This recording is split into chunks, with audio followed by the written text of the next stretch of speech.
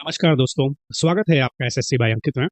आज हम बात करने वाले हैं आरआरबी एनटीपीसी 2024 की, जो हमने सीरीज चालू की थी पॉलिटी की, उसके तीसरे वीडियो के बारे में। तो जैसा कि आपको पता है कि प्रीवियस ईयर क्वेश्चंस की एक सीरीज चल रही है, जिसमें आज हमारा तीसरा वीडियो होगा और वो पॉलिटी पर ही आधारित होगा। ठीक है, हमने दो वीडियो में 50-50 क्वेश्चन, लगभग 100 क्वेश्चन टोटल देख चुके हैं और आज भी लगभग उतने ही 50 क्वेश्चन होंगे। और जो पॉलिटी के पार्ट्स होंगे वो लगभग 6 से 7 पार्ट टोटल जाएंगे। ठीक है, टोटल 6 से 7 पार्ट में हमारे लगभग 350 क्वेश्चंस कवर हो जाएंगे पॉलिटी के, आरआरबी और एनटीपीसी के एग्जाम के लिए। इतना हमारे लिए प्रीवियस ईयर क्वेश्चंस काफी होंगे, क्योंकि उसके बेसिस पे हम एक पैटर्न बनाने वाले हैं। वो वीडियो मैं आपके लिए अलग से बनाऊंगा जब पूरे 6 से 7 पार्ट समाप्त हो जाएंगे। उसके बाद हम वीडियो बनाएंगे, उसमें आपको मैं सारे इंपॉर्टेंट टॉपिक्स बताऊंगा कि जहां से क्वेश्चन आते हैं और कौन से पार्ट से क्वेश्चन नहीं आते हैं, या फिर अगर आए भी हैं तो बहुत ही कम अमाउंट में क्वेश्चन आते हैं और हमें किस पर फोकस करना है। ठीक है, तो आज का वीडियो हम अभी शुरुआत करेंगे। उससे पहले मैं आपसे रिक्वेस्ट करूंगा कि अगर आप चैनल पर नए हैं तो प्लीज सब्सक्राइब कीजिए। आप लोग वीडियो देख रहे हैं लेकिन सब्सक्राइब बहुत ही कम करते हैं। चलिए आगे की ओर बढ़ते हैं और पॉलिटी के क्वेश्चन की शुरुआत करते हैं। पहला क्वेश्चन यहाँ पर देख लीजिए। यहाँ देखेंगे कि यहाँ पर पूछ रहा है, भारतीय संसद का हिस्सा इनमें से क्या नहीं है, यानी इन चारों में से कौन सा पार्लियामेंट का हिस्सा नहीं है। मुझे लगता है आप लोगों को पता ही होगा कि राज्यसभा, लोकसभा और राष्ट्रपति यानी प्रेसिडेंट को मिलाकर पार्लियामेंट बनती है, यानी संसद बनती है। तो इनका आंसर क्या हो जाएगा? लेजिस्लेटिव काउंसिल यानी विधान परिषद। इस ऑप्शन में ऐसा दिया गया था। तो विधान परिषद पार्लियामेंट का हिस्सा नहीं होता है, बाकी की ये 3 होते हैं। ठीक है, तो इसके बारे में अगर कुछ इंफॉर्मेशन हम देख लें तो आर्टिकल 79 जो है उसमें पार्लियामेंट के बारे में बताया गया है कि राज्यसभा, लोकसभा और प्रेसिडेंट यानी राष्ट्रपति पार्लियामेंट के हिस्सा होंगे। और वहीं आर्टिकल 86 में यह बताया गया है कि जो हमारे राष्ट्रपति होते हैं वो दोनों हाउसों को एड्रेस कर सकते हैं। ठीक है, दोनों हाउस को एड्रेस करना यानी कुछ अगर भाषण देना हो तो आर्टिकल 86 के हिसाब से बताया गया है कि राष्ट्रपति संबोधित कर सकते हैं दोनों हाउसेस को।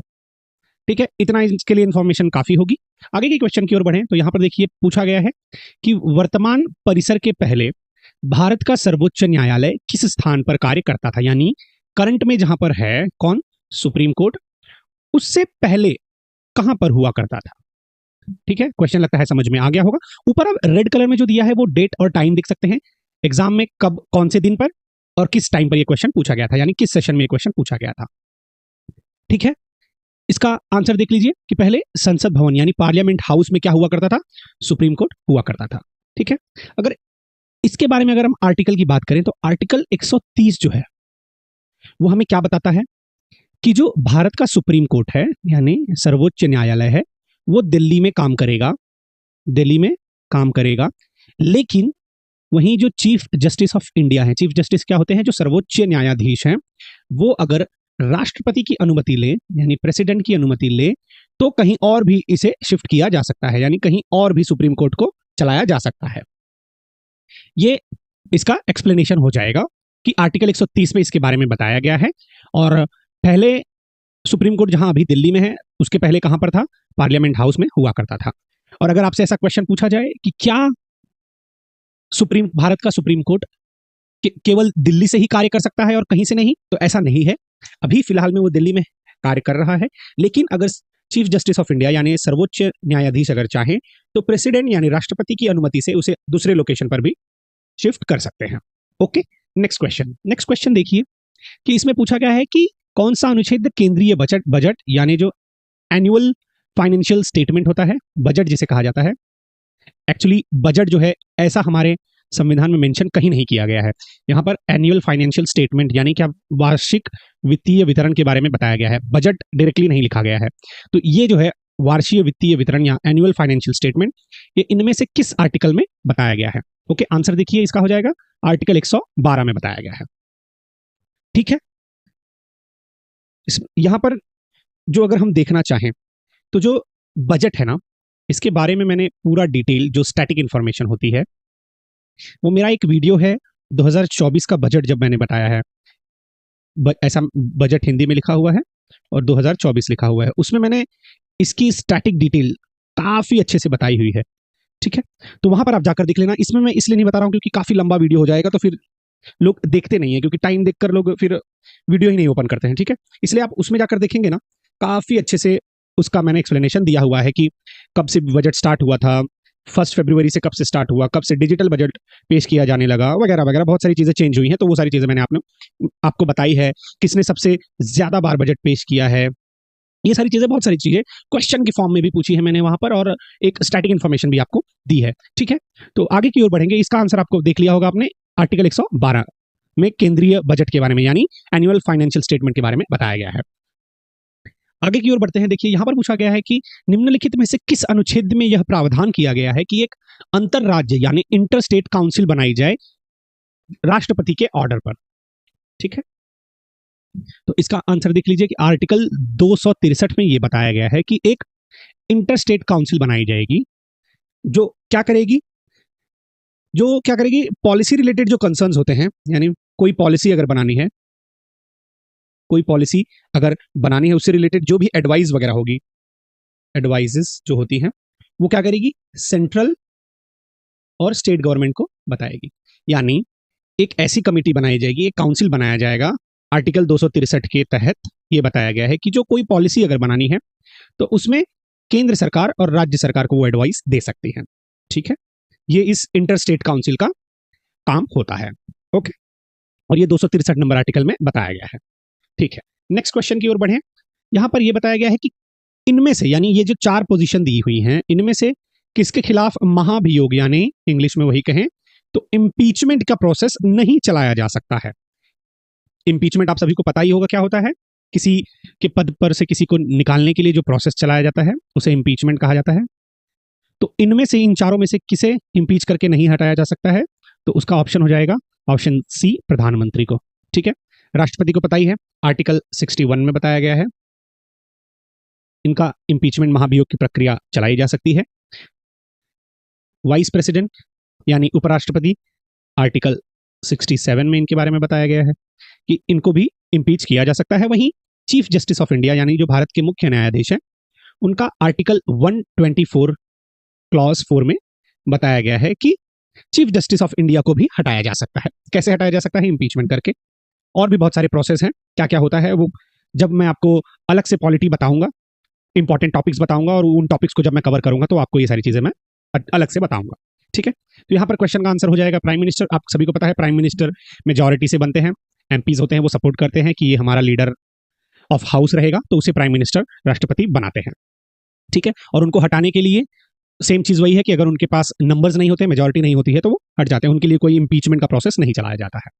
ठीक है, आगे की ओर बढ़ते हैं। आशा करता हूं कि ये क्वेश्चन आपको समझ में आ गया होगा। आगे की ओर बढ़े तब तक दूसरा क्वेश्चन देख लेते हैं। यहां पर यह पूछा गया है कि डीपीएसपी, जो directive principle of state policies होते हैं, जिन्हें नीति निर्देशक सिद्धांत कहा जाता है, किस भाग में संविधान के बताया गया है, यानी किस पार्ट में संविधान के बताया गया है। बहुत इजी क्वेश्चन, कुछ ज्यादा यहां पर करने लायक नहीं है।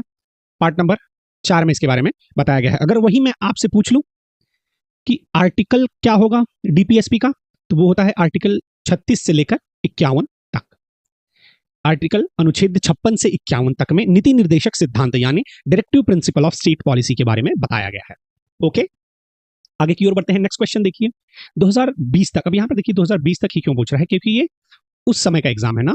2021 के फरवरी महीने में पूछा गया था, पहली ही तारीख को, तो बस उन्होंने इसलिए पूछ लिया था कि 2020 तक बताइए कि भारत में मतदान की न्यूनतम आयु यानी मिनिमम एज कितनी है वोटिंग के लिए। ठीक है, तो अगर अभी भी पूछेंगे तो ऐसे ही पूछेंगे कि 2024 तक, क्योंकि क्या होता है, हो सकता है कुछ चेंजेस हो जाए आगे आने वाले वर्षों में, इसलिए ऐसे नॉर्मली पूछा नहीं गया है। एक डेट दे देते हैं, हो सकता है क्वेश्चन अभी बना दें, फिर 6 महीने के बाद एग्जाम हो और उसी बीच में कुछ एज चेंज कर दी जाए, इसलिए वो डेट लिख के देते हैं कि तब तक क्या उम्र थी। तो अब अगर पूछे तो 2024 या जब तक एग्जाम होगा उस वो टाइम के हिसाब से पूछ लेंगे। तो आप सभी को पता होगा 18 वर्ष भारत में वोट देने के लिए एक क्या कहते हैं न्यूनतम आयु बताई गई है। अब इसके बारे में अगर मैं कुछ आपको बताना चाहूँ, एक सेकंड देख लेते हैं, थोड़ा सा इरेज कर देते हैं इसे। ठीक है, हाँ, ओके। यहां पर मैं एक चीज आपको बताना चाहता हूं कि पहले जब संविधान बनाया गया तब उम्र जो थी वो 21 वर्ष रखी गई थी। किस चीज की?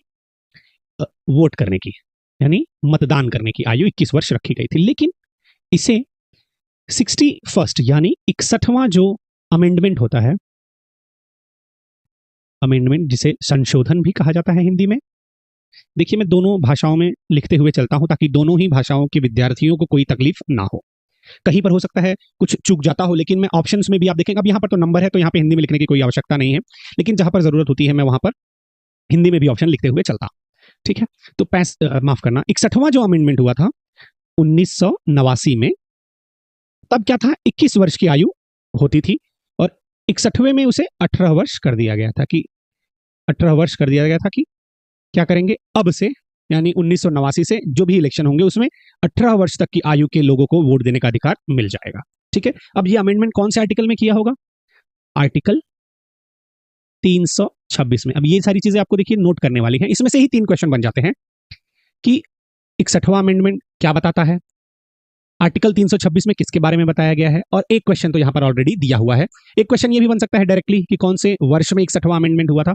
तो लगभग 3 से 4 क्वेश्चन आपके यहां पर ही बन जाते हैं। ठीक है, तो यहां पर हम सिर्फ 50 क्वेश्चन नहीं देखेंगे, कुछ कुछ क्वेश्चन आंसर्स में से भी या अलग अलग तरीके के बन सकते हैं, वो भी हम यहां पर कवर करते हुए चल रहे हैं। ठीक है, यहां का आंसर समझ में आ गया होगा आपको कि 18 वर्ष में एक कोई जो मेल है या फीमेल है, दोनों भी या फिर कोई और भी जेंडर है, वो वोट करने के लिए योग्य हो जाता है। उससे रिलेटेड हमने कुछ यहाँ पर इंफॉर्मेशन भी देख ली है। आगे की ओर बढ़े, यहाँ पर देखिए बेसिक सा क्वेश्चन पूछा गया है कि ईवीएम का फुल फॉर्म क्या है। अब ईवीएम आपके लिए इस वर्ष भी इंपॉर्टेंट इसलिए हो जाती है कि काफी इसके ऊपर चर्चाएं चल रही थी, ठीक है, कि ये हैक होती है या नहीं वगैरह वगैरह। तो हमें उसमें ना पढ़ते हुए बस हमें ये देखना है कि हमारे लिए क्वेश्चन क्या पूछा जा सकता है। तो ईवीएम का फुल फॉर्म क्या है? Electronic voting machine. ओके, पहला ही ऑप्शन ए यहाँ पर बताया गया है।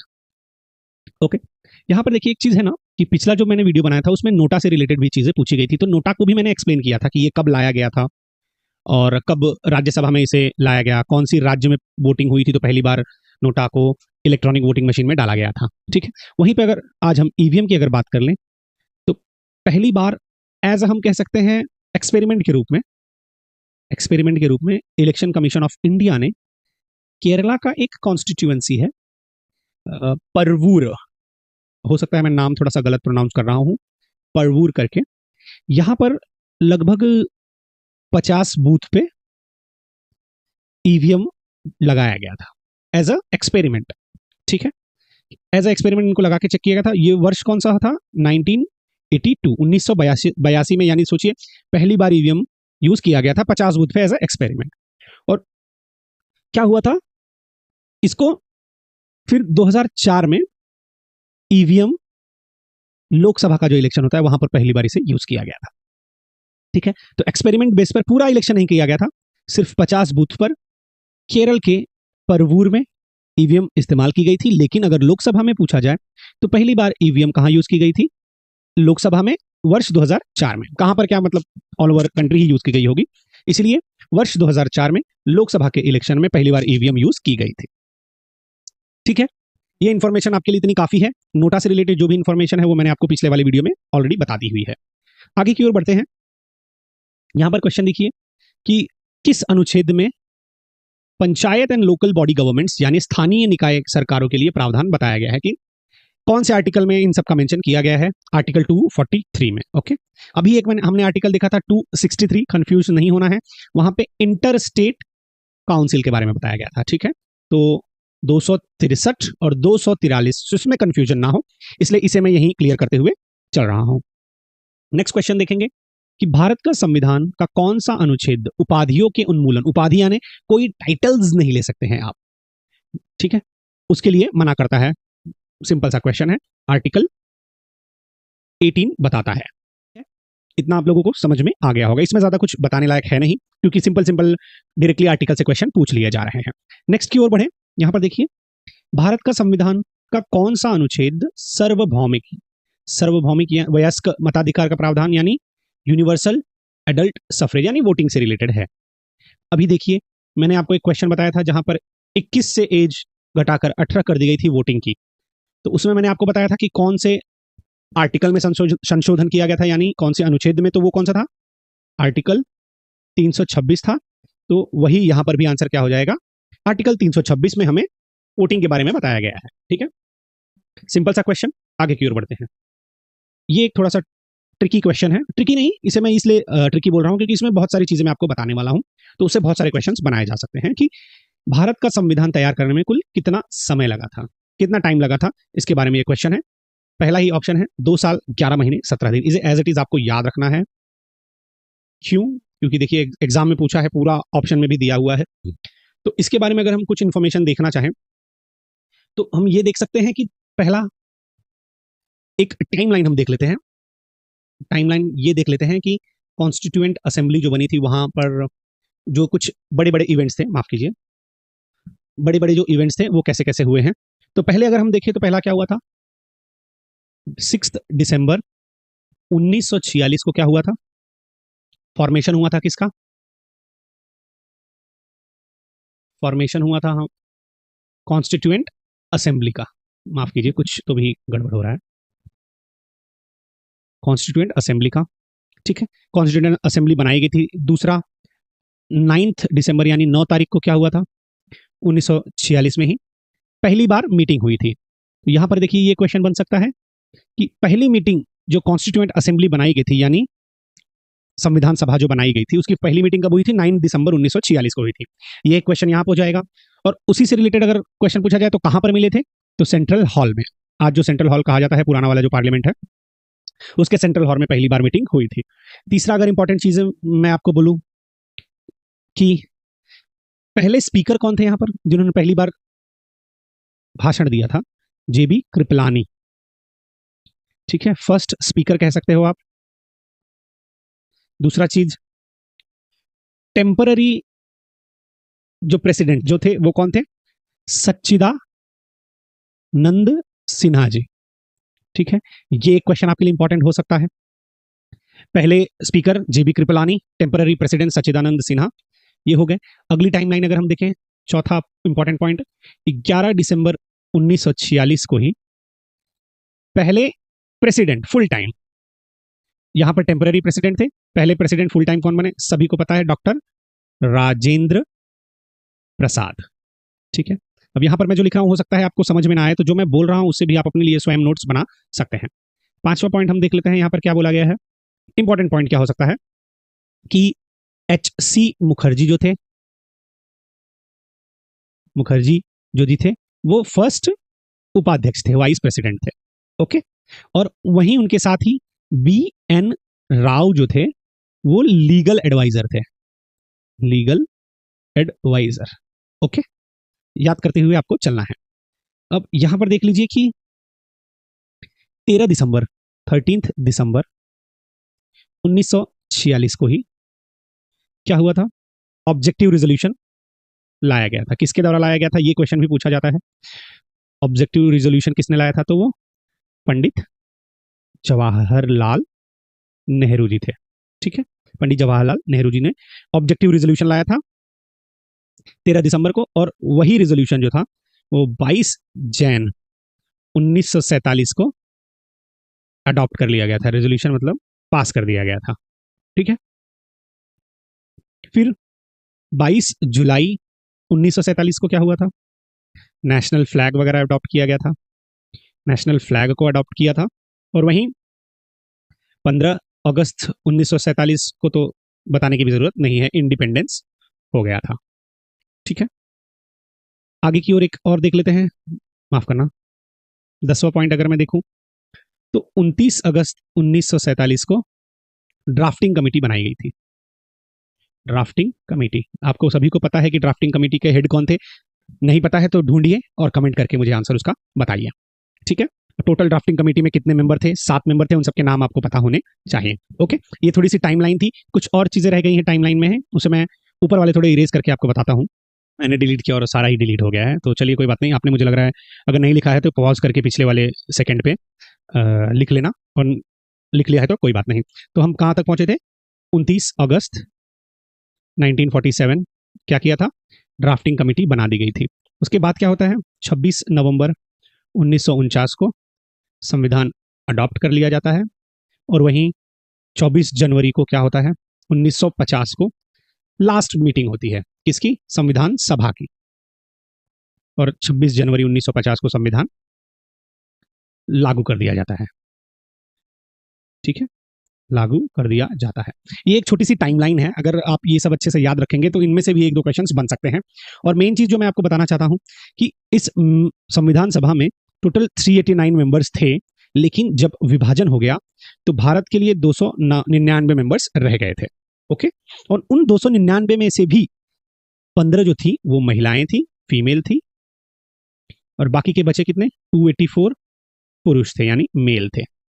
अब इन 15 महिलाओं का नाम आपको अच्छे से याद होना चाहिए, क्योंकि ऑप्शन देकर क्वेश्चंस कभी कभी पूछते हैं कि इनमें से कौन सी महिला या कौन सी फीमेल संविधान सभा का हिस्सा नहीं थी, या फिर 4 नाम देंगे जिनमें से एक ही नाम रहेगा जो संविधान सभा में उपस्थित थी, तो उस हिसाब से भी क्वेश्चन पूछ सकते हैं।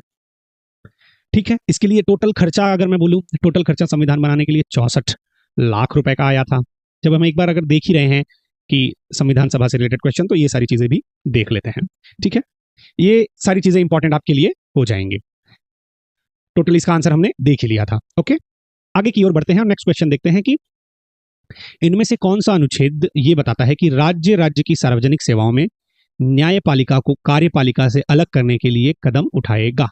यानी the state shall take steps to separate the judiciary from the executive in the public services of the state. यानी जो सरकार है, जो कानून बनाते हैं, उनको जुडिशरी यानी जो हमारी न्याय व्यवस्था है उससे सेपरेट करने के लिए, अलग करने के लिए पब्लिक सर्विसेज के मैटर में अगर बोला जाए तो कौन से आर्टिकल में ये सारी चीजें बताई गई हैं। सभी को पता है ये डीपीएसपी का पार्ट है, और डीपीएसपी के आर्टिकल 50 में से बताया गया है।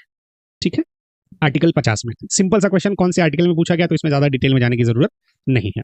ओके, आगे की ओर बढ़कर हम ये देखें क्वेश्चन कि निम्नलिखित में से कौन लोकसभा के पूर्ण अधिकार का प्रतिनिधित्व करता है। अब एक चीज आप मुझे बताइए कि लोकसभा के जो डिसीजंस होते हैं वो कौन करता है। कौन सा बिल, मनी बिल है या कौन सा बिल प्रस्तुत होना है, ये कौन डिसाइड करता है। प्राइम मिनिस्टर तो करता नहीं है। ठीक है, लॉ मिनिस्टर भी नहीं करता है। प्रेसिडेंट ये सारे डिसीजंस नहीं लेता है। ठीक है, उनकी अनुमति से होता है, लेकिन ये सारे डिसीजंस नहीं लेते हैं। जो लोकसभा है उसकी संपूर्ण अथॉरिटी जो है वो स्पीकर के पास यानी अध्यक्ष जो होते हैं, ये देखिए यहां पर लिखा हुआ नहीं था हिंदी में, इसलिए मैंने हिंदी में भी लिखकर आपको बता दिया है कि जो अध्यक्ष होते हैं उनके पास सारी अथॉरिटी होती है क्या करने की, लोकसभा की कैसे चलाना है उसकी पूर्ण अधिकार जिसे कहा जाएगा, हमारे स्पीकर के पास होती है। ऑप्शन आपका बी स्पीकर इसका आंसर हो जाएगा। ठीक है, आगे की ओर बढ़कर क्वेश्चन देखें कि अक्टूबर 2020 तक उस समय का क्वेश्चन है मुख्यमंत्री कौन था। यानी ये क्वेश्चन मैं इसलिए आपको लिया हूं, ये करंट का क्वेश्चन है, बट आपको करना क्या है कि जो भी करंटली यानी हाल ही में जो इलेक्शंस हुए हैं उसमें सीएम, गवर्नर एंड जो अभी लोकसभा के इलेक्शन हुए हैं उसमें तो आपको सारे ही मिनिस्टर्स करने होंगे, इन सब की आपको लिस्ट बनानी होगी। ठीक है, और जो विधानसभा के इलेक्शंस होते ही रहते हैं, देखेंगे तो हर 6 महीने पे कहीं ना कहीं इलेक्शंस होते ही रहते हैं। ओके, तो इसीलिए ये क्वेश्चन मैंने पूछा है आपसे। मैं इसे हटा भी सकता था क्योंकि ये करंट का पार्ट हो जाता है, बट आपको ये सारी चीजें, अभी एग्जाम देखिए कब होगा पता नहीं, हो सकता है 6 महीने का टाइम हो सकता है 4 महीने का टाइम हो, कभी भी हो सकता है। तब तक आपको जो भी ऐसा मिले डेटा कि कौन से सीएम अभी नए अपॉइंट किए गए हैं, कहीं पे सीएम हटाकर दूसरा सीएम बनाया गया है, राज्यपाल हटाया गया है, ऐसा कुछ हुआ हो तो आप उसे लिखते चलिए अपने नोट्स में, अपनी डायरी में बनाते चलेंगे उसे। तो क्या है कि जब एग्जाम होगा तो आपसे कहीं ना कहीं एक क्वेश्चन तो पूछा जाएगा किसी ना किसी शिफ्ट में, या फिर हो सकता है 4-5 ऐसे क्वेश्चन पूछ लिए जाए, क्योंकि काफी जगहों पर इलेक्शन हो रहे हैं और होने वाले भी हैं।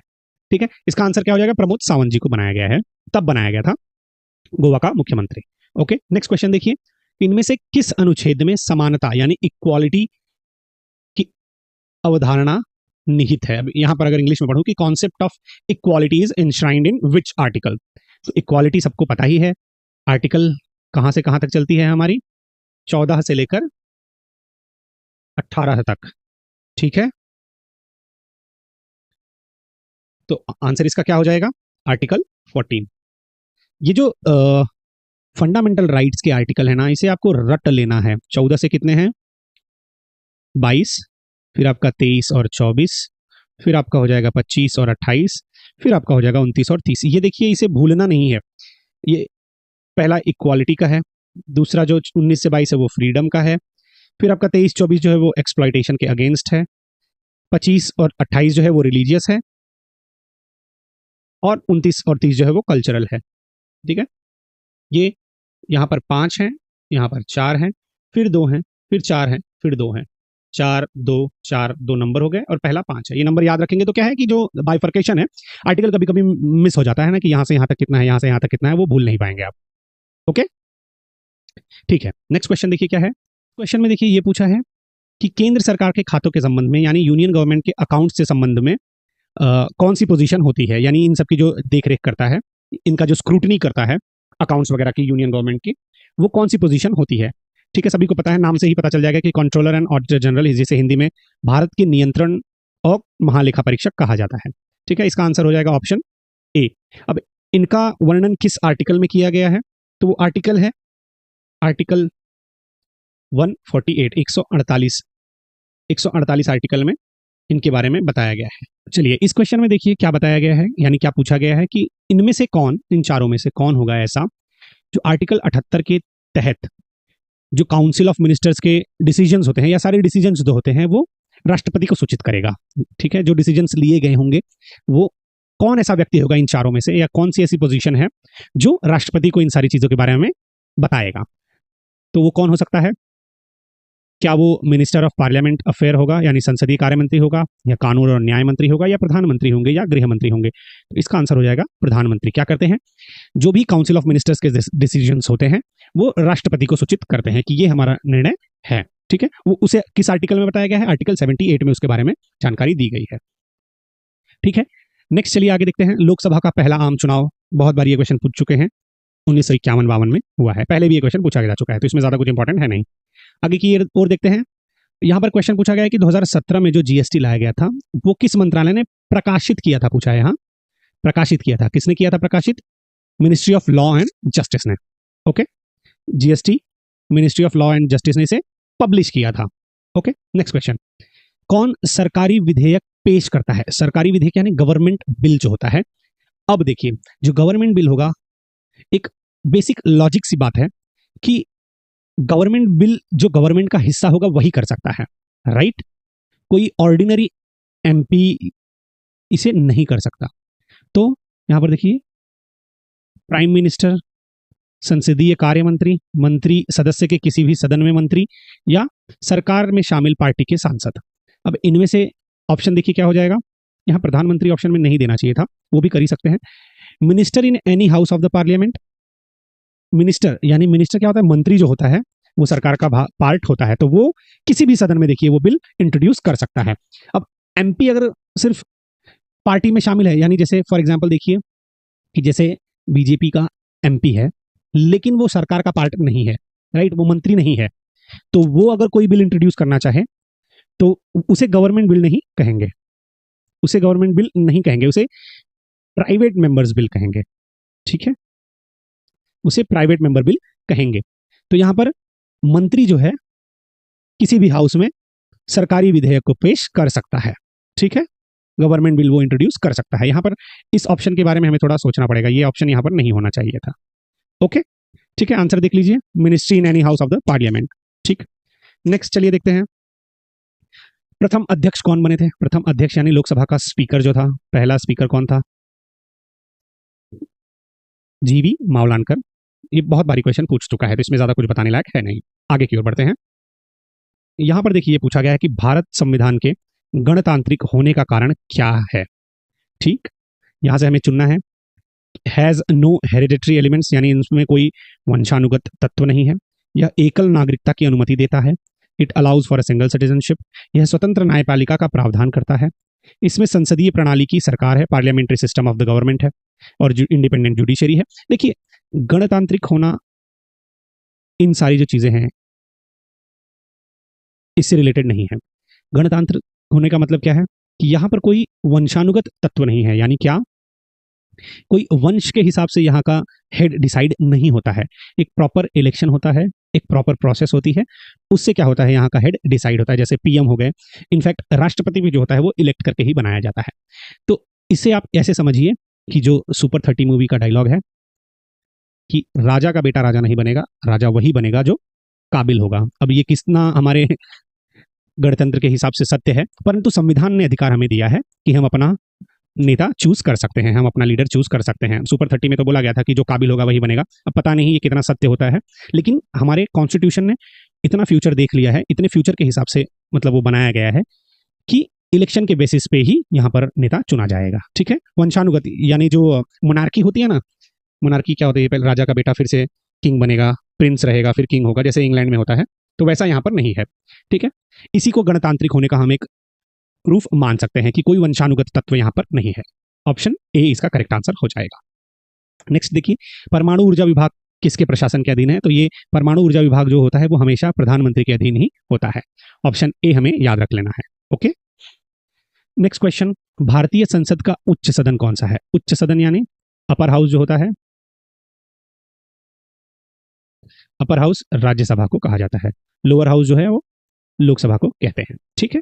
नेक्स्ट क्वेश्चन, अब यहां पर पूछा गया है कि कौन सा राज्य और विधानसभा की सीट जो है वो प्रॉपर मैच नहीं है, ठीक है। अब अरुणाचल प्रदेश में टोटल 60 एमएलए हैं जी, विधानसभा में 60 एमएलए हैं, नागालैंड में भी 60 हैं, मिजोरम में भी 40 हैं, वहीं दिल्ली की बात की जाए तो यहाँ पर 70 एमएलए होते हैं। ओके, अब ये जो चीजें हैं ना एमएलए की, आपको इसे याद करना है। अब देखिए ज्यादा इंपॉर्टेंट स्टेट्स कौन से हो जाएंगे? जो नॉर्थ ईस्ट वाले हैं, उत्तर पूर्व के जो राज्य है ना, उनमें कंफ्यूजन होता है। तो वहां पर के जो स्टेट्स हैं वहां के, उनको याद आपको रखना है। यहाँ पर ही देखेंगे आप, अरुणाचल प्रदेश और नागालैंड दोनों में 60-60 एमएलए हैं, ठीक है। तो थोड़ा सा कंफ्यूजन होता है, और देंगे भी ऑप्शन में आपको ऐसे ही, इसीलिए आपको वहां के स्टेट्स पर ज्यादा फोकस करना है, ठीक है। आगे की ओर बढ़े, नेक्स्ट क्वेश्चन देखिए, अक्टूबर 2020 तक केंद्रीय सड़क परिवहन एवं राजमार्ग मंत्री कौन है? ठीक है, इसमें कोई दो राय नहीं है, नितिन गडकरी जी, जो अभी भी 2024 में भी वही है। ओके, सड़क परिवहन और राजमार्ग मंत्री, यानी देखिए मंत्री के बारे में भी पूछा जाता है, माफ करना, मिनिस्टर्स के बारे में भी पूछा जाता है कि कौन किस मिनिस्ट्री से रिलेटेड है। ओके, नेक्स्ट क्वेश्चन देखिए कि इनमें से कौन से दो आर्टिकल्स हैं जो अनुच्छेद हैं न्यायिक समीक्षा की शक्ति को स्पष्ट रूप से व्यक्त करते हैं, जुडिशियल रिव्यू को एक बहुत ही क्लियरली मेंशन करते हैं। अब आप सभी को पता है कि रिट्स जो होती हैं वो इशू की जाती हैं किसके द्वारा? Supreme court and high court दोनों के द्वारा। ये क्वेश्चन उसी से रिलेटेड है। तो आर्टिकल 226 और आर्टिकल 32 इसी के हिसाब में जो क्लियरली एक्सप्रेस करती है क्या? पावर ऑफ जुडिशियल रिव्यू को, ठीक है। तो कोई भी आपका अगर फंडामेंटल राइट वगैरह वायलेट हो रहा है तो इन आर्टिकल के थ्रू आप डायरेक्टली कोर्ट जा सकते हैं और उसे जो भी जजमेंट है या कुछ भी चीजें हैं, जैसे किसी को अनलॉफुल अरेस्ट कर लिया गया है तो वो उसके लिए आप जुडिशरी में अपील कर सकते हैं। ये सारी चीजें जो हैं वो आर्टिकल 32 और 226 में बताई गई हैं। तो ये पावर ऑफ जुडिशियल रिव्यू को दर्शाता है, ठीक है। नेक्स्ट देखेंगे, संविधान कब अपनाया था? कब अपनाया था भारत ने? हाँ, ठीक है, यहाँ पर लागू किया गया था नहीं पूछा गया है, कब अपनाया था। तो अपनाया तो 26 नवंबर 1949 को। अभी जो मैंने टाइमलाइन एक बताई थी आप लोगों को, कब क्या क्या हुआ था पूरी लिख कर बताई थी, उसमें मैंने ये भी बताया था कि अपनाया गया था 26 नवंबर 1949 को और लागू किया गया था 26 जनवरी 1950 को, ठीक है। नेक्स्ट क्वेश्चन देखिए, विश्व का सबसे लंबा लिखित संविधान, ये तो इंडिया का ही है, इसमें कोई दो राय नहीं है, ठीक है। ये बस याद कर लीजिए कि सबसे लंबा लिखित संविधान इंडिया का है। नेक्स्ट क्वेश्चन देखिए, कौन सा अनुच्छेद जो है यहाँ पर दोनों सदनों की संयुक्त बैठक के लिए प्रावधान प्रदान करता है, यानी ज्वाइंट सिटिंग जो होती है, ज्वाइंट सिटिंग वो किस आर्टिकल में यहाँ पर बताई गई है? तो मुझे लग रहा है आप सभी को पता होगा, आर्टिकल 108 में इसके बारे में बताया गया है कि एक ज्वाइंट सिटिंग होती है, और ज्वाइंट सिटिंग जब होती है यानी राज्यसभा और लोकसभा दोनों के सदस्य जब बैठते हैं तो उसे हेड करने का, यानी उसका चेयरमैन कौन होगा, उसकी अध्यक्षता कौन करेगा? स्पीकर करता है, यानी लोकसभा का जो अध्यक्ष होता है वो उसकी अध्यक्षता करता है ज्वाइंट सिटिंग का, ठीक है। नेक्स्ट क्वेश्चन देखिए, ईवीएम का फुल फॉर्म फिर से रिपीट हुआ था, ये क्वेश्चन सभी को पता है, इलेक्ट्रॉनिक वोटिंग मशीन हो जाएगा इसका आंसर। ये पहले भी क्वेश्चन आ चुका है, देखिए उसी टाइम पे पर अलग अलग शिफ्ट में क्वेश्चन पूछा गया था। तो मैंने फिर से ये क्वेश्चन इसलिए लिया कि बस आपको ये बताने के लिए कि क्वेश्चंस भी देखिए रिपीट होते रहते हैं, ठीक है। तो ऐसा नहीं सोचना है कि एक बार आ गया है तो फिर नहीं आएगा, नहीं नहीं आएगा। इस बार भी जो बहुत सारे क्वेश्चन, उसमें से 4-5 या 6-7 क्वेश्चन तो पहले के जो 2 वीडियोस मैंने बनाए हैं उसमें भी आए हुए हैं। एक तो वो क्वेश्चन ही है जो पहली बार कब लोकसभा के इलेक्शन हुए थे, वो तो क्वेश्चन मुझे लग रहा है बहुत बारी पूछा गया है, ठीक है। नेक्स्ट देखिए कि भारत को एक धर्मनिरपेक्ष राज्य के रूप में वर्णित करता है। अब इनमें से ये जो 4 चीजें हैं, 1 2 3 4, जो 4 ऑप्शन है, इनमें से क्या बताता है कि भारत एक धर्मनिरपेक्ष राज्य है? सुप्रीम कोर्ट ऑफ इंडिया, ऐसा कहीं पर लिखा नहीं है, सुप्रीम कोर्ट के राष्ट्रपति भी नहीं, लेकिन जो प्रीएम्बल ऑफ कॉन्स्टिट्यूशन यानी भारत की जो संविधान की प्रस्तावना है उसमें लिखा गया है कि भारत एक धर्मनिरपेक्ष राज्य है, ठीक है। जब जब आप प्रस्तावना पूरा पढ़ेंगे तो उसमें लिखा होता है ना कि सेक्युलर करके, धर्मनिरपेक्ष करके एक वर्ड आता है, ठीक है। तो इसका ऑप्शन हो जाएगा option C, preamble of the constitution, यानी संविधान की प्रस्तावना हमें बताती है कि भारत एक धर्मनिरपेक्ष राज्य है। ओके, नेक्स्ट क्वेश्चन देखिए, अब भारत के राष्ट्रपति के संबंध में निम्नलिखित में से कौन सा सत्य नहीं है, ट्रू नहीं है? याद रखना है हमें। देखिए, नॉट जो है ना वो कैपिटल में दिया जाता है, एग्जाम में भी नॉट को कैपिटल में लिखा होता है, तो हमें इसे अच्छे से पढ़कर ये समझ लेना है कि सत्य कौन सा नहीं है, इसके बारे में पूछा गया है। तो ऑप्शन पढ़ेंगे हम। The president of India is the head of the state. Bharat के राष्ट्रपति राज्य के प्रमुख होते हैं, ये तो सत्य है। भारत के राष्ट्रपति लोकसभा को भंग कर सकते हैं, जी ये भी सत्य है। भारत के नागरिक, माफ करना, भारत के राष्ट्रपति, मैंने शायद नागरिक पढ़ा हुआ है, भारत के राष्ट्रपति का सीधे नागरिकों द्वारा चुनाव किया जाता है, क्या ये सत्य क्या नहीं, ये तो सत्य नहीं है। चौथा भी देख लेते हैं कि भारत के राष्ट्रपति प्रधानमंत्री की नियुक्ति करते हैं, जी ये भी तो सत्य है। तो जब सब सत्य है तो असत्य कौन सा है? नॉट करेक्ट है ऑप्शन 3 की, माफ करना, यहाँ पे ऑप्शन देखिए, थोड़ा सा पिछले वाले ही क्वेश्चन का ऑप्शन यहाँ पे आ गया है, बट आपको ऑप्शन सी समझ लेना है कि प्रेसिडेंट ऑफ इंडिया जो है वो डायरेक्टली इलेक्ट नहीं होते हैं, ठीक है, वो हमारे जो चुन के भेजे हुए एमपी एमएलए होते हैं उनमें से ही उनका चुनाव किया जाता है, यानी वो लोग वोट करके प्रेसिडेंट को यानी राष्ट्रपति को चुनते हैं, ठीक है। नेक्स्ट क्वेश्चन की ओर बढ़े। यहाँ पर अनुच्छेद 76 से किस चीज का संबंध है उसके बारे में पूछा गया है। तो अपॉइंटमेंट जो होता है किसका, अटॉर्नी जनरल ऑफ इंडिया का, वो आर्टिकल 76 में बताया गया है। और वहीं अगर मैं एडवोकेट जनरल ऑफ इंडिया की बात करूं तो वो कौन से आर्टिकल में बताया हुआ है? आर्टिकल, यहां पे लिखता हूं, आर्टिकल 165 में। आर्टिकल 165 में एडवोकेट जनरल ऑफ इंडिया के बारे में बताया गया है। अटॉर्नी जनरल ऑफ इंडिया के बारे में अनुच्छेद 76 बात करता है। ओके, देश के महान्यायवादी की नियुक्ति अनुच्छेद 76 में बताई गई है। नेक्स्ट क्वेश्चन, राज्यसभा के प्रथम सभापति कौन थे? अब ये देखिए, अगर आपको पता है राज्यसभा का सभापति कौन होता है तो वो वाइस प्रेसिडेंट होता है। अगर आपको ये क्वेश्चन नहीं समझ में आ रहा है प्रथम सभापति कौन थे, बट आपको ये पता है कि राज्यसभा का सभापति वाइस प्रेसिडेंट होता है, तो आप बता सकते हैं कि जो भारत का पहला उपराष्ट्रपति होगा वही प्रथम सभापति भी हो जाएगा। तो वो कौन थे? Option A, doctor Sarvepalli Radhakrishnan ji. ठीक, नेक्स्ट क्वेश्चन, कौन सा अनुच्छेद शोषण के विरुद्ध अधिकार प्रदान करता है? जैसा कि मैंने आपको बताया था, लिखकर बताया था कि जो फंडामेंटल राइट्स के आपके जो भी आर्टिकल हैं उन्हें आपको अच्छे से रट लेना है। तो इनमें से जो आर्टिकल 23 से 24 है वो क्या बताता है? एक्सप्लॉइटेशन के अगेंस्ट जो हमारे राइट है उनके बारे में बताता है, ठीक है। ये सारे आर्टिकल्स अभी इनमें 29 और 30 नहीं दिया हुआ है ऑप्शन में, इन 4 ही ऑप्शन है तो पांचवा आ ही नहीं सकता था, इसीलिए वो भी आपको याद रख लेना है कि आर्टिकल 29, माफ करना, 29 और 30, ये जो फंडामेंटल राइट्स के आर्टिकल हैं एकदम अच्छे से रटे हुए होने चाहिए, ठीक है। नेक्स्ट क्वेश्चन की ओर बढ़ते हैं। संविधान कब लागू हुआ था?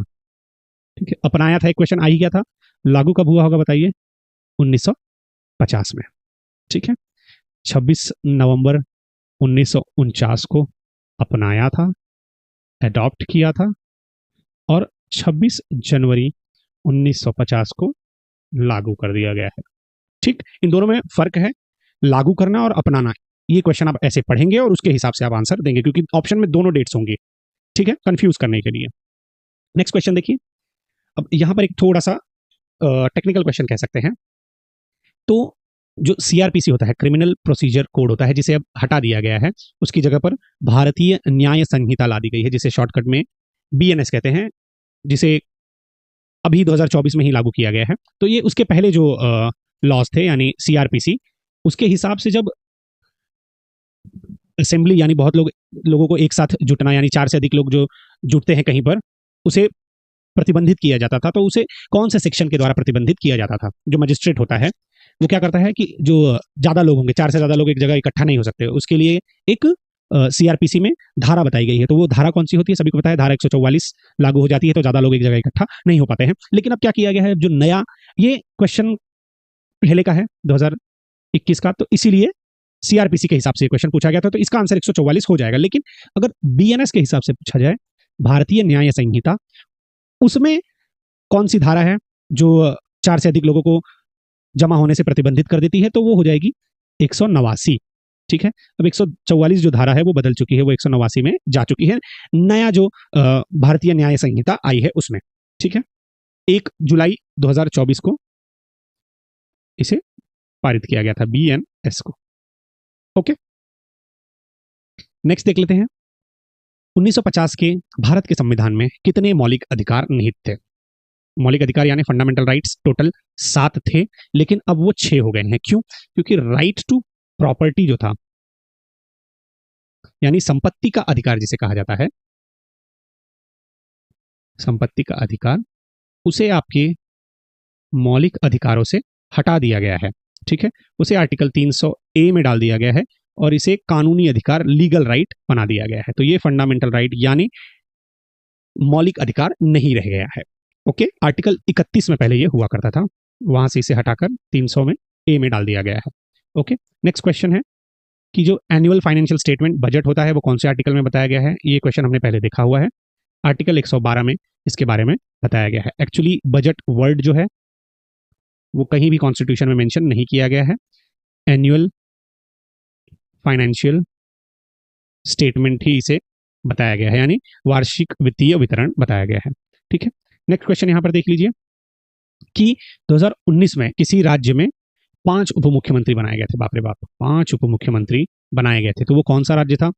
अब देखिए, आप सोचेंगे उत्तर प्रदेश हो सकता है, बड़ा राज्य है, मध्य प्रदेश हो सकता है, कर्नाटक हो सकता है, लेकिन वो आंध्र प्रदेश राज्य है जहां पर 5 डिप्यूटी सीएम बनाए गए थे। ये सब भी देखिए बहुत ही यूनिक चीज हो जाती है ना।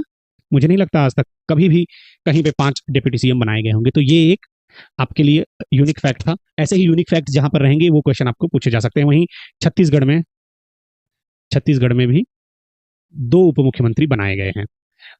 राजस्थान में भी 2 उप मुख्यमंत्री बनाए गए हैं। एमपी में भी शायद, एमपी में शायद एक ही है, लेकिन ऐसे ही 2-2, 3-3 मुख्यमंत्री अगर कहीं बनाए जा रहे हैं तो आपको उनके नाम याद रखने होंगे, क्योंकि देखिए पूछ लेता है ना 5 उप मुख्यमंत्री, ये तो बहुत ही ज्यादा मतलब यूनिक हो जाता है। लेकिन फिर भी आप नाम पढ़ के रखेंगे, कहीं पर अगर 2 उप मुख्यमंत्री अपॉइंट किए गए, अब छत्तीसगढ़ जैसा छोटा राज्य में भी 2 उप मुख्यमंत्री हैं, तो आपको वो चीजें याद रखनी होंगी, क्योंकि क्वेश्चन में पूछेगा और लोगों को अगर पता नहीं है तो वो थोड़ा सा एक अंदाजा लगाते हैं कि अरे यार ये तो छोटा राज्य है, तो हो सकता है यहाँ पर नहीं होगा, लेकिन वहां पर भी बनाया गया है।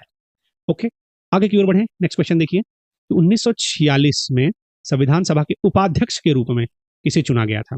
क्या ये मैंने आपको बताया था? अभी जो मैंने टाइमलाइन बताई उसमें भी आपको मैंने ये बताया था कि H.C. मुखर्जी जो थे, उन्हें 1946 में संविधान सभा का उपाध्यक्ष बनाया गया था। ठीक है, ये क्वेश्चन आपको याद रखना है। नेक्स्ट क्वेश्चन की ओर बढ़ते हैं कि ये देखिए बहुत इंपॉर्टेंट क्वेश्चन है ये। जब राष्ट्रपति और उपराष्ट्रपति दोनों नहीं है तो राष्ट्रपति का कार्यभार कौन देखता है? ठीक है, कौन होगा? प्रधानमंत्री देखता है क्या? नहीं।